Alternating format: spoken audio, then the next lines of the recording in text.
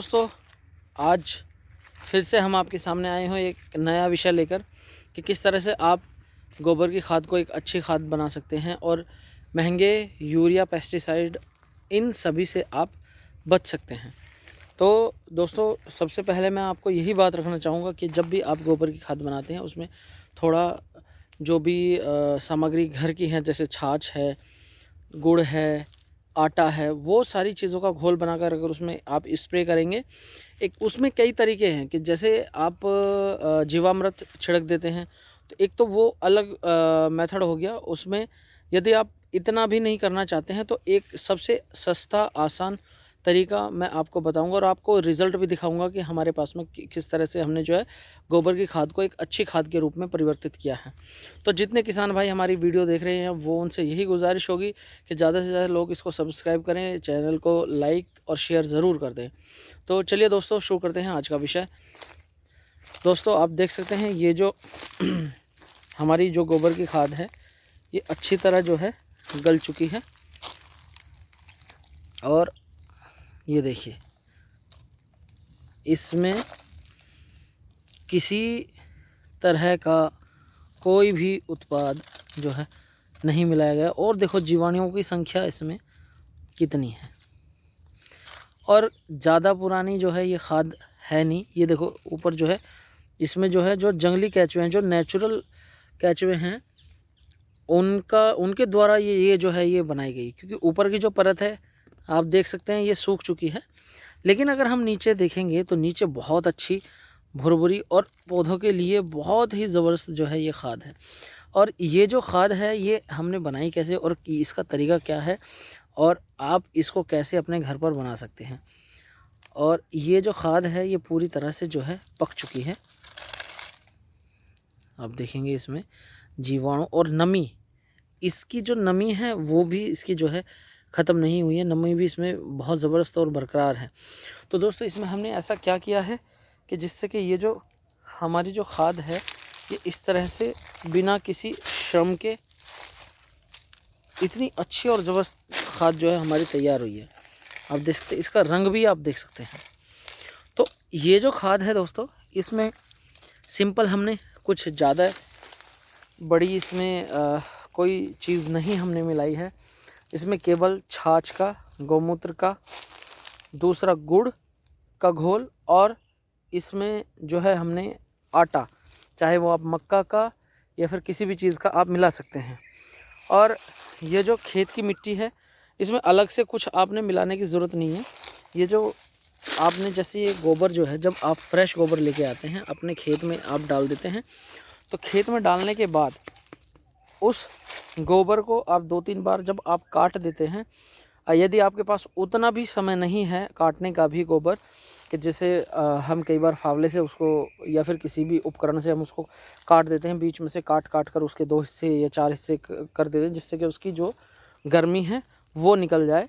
अगर उतना भी समय आपके पास में नहीं है तो आप सिंपल सा कोई भी बर्तन ले सकते हैं। उस बर्तन में इन सारी जो सामग्री मैंने आपको बताई है उन सारी सामग्री को घोलकर एक बर्तन, किसी भी बाल्टी में आप इकट्ठा कर सकते हैं। और इकट्ठा करने के बाद आप उसका धीरे धीरे जहाँ भी आपने जो है गोबर डाला है, जैसे हम गांव में जो कूड़ी वगैरह डाल देते हैं, जहाँ हम गोबर इकट्ठा करते हैं, जहाँ भी आपने डाला हो वहाँ उसका आपने छिड़काव करना है। और छिड़काव आपने 1 हफ्ते में 1 बार करना है और 15 दिन में आप 2 से 3 बार आप कर सकते हैं।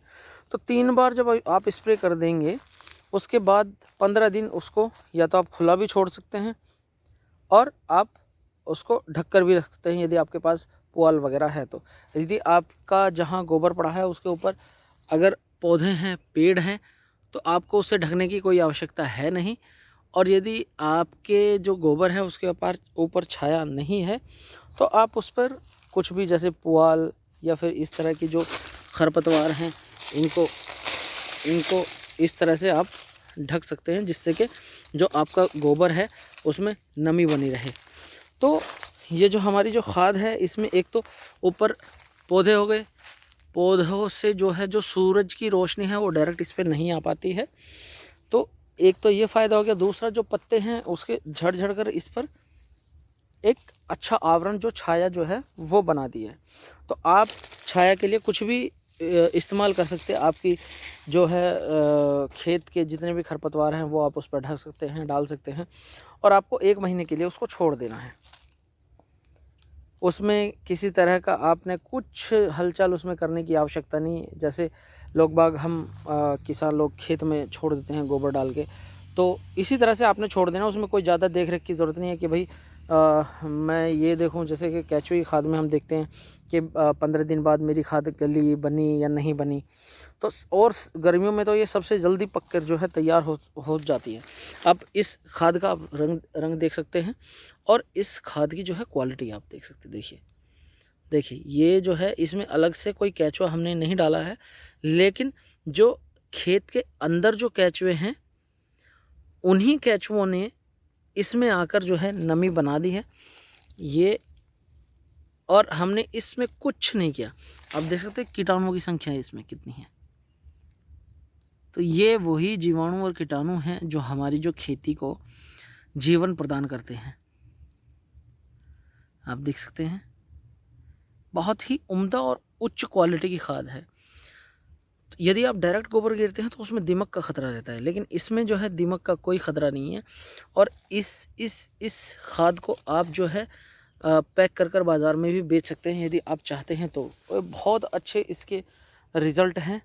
तो दोस्तों आज की वीडियो में आपको दिखाने का यही रीज़न था कि जिससे कि हमारे जो किसान भाई हैं वो एक अच्छी खाद जो उनके खेती के लिए, उनके बगीचे के लिए, पौधों के लिए, क्योंकि आजकल बढ़ते रासायनिक उर्वरकों के प्रयोग से जो है किसान भी परेशान है। कीड़ों का जो प्रकोप है वो दिन पर दिन बढ़ता जाता है।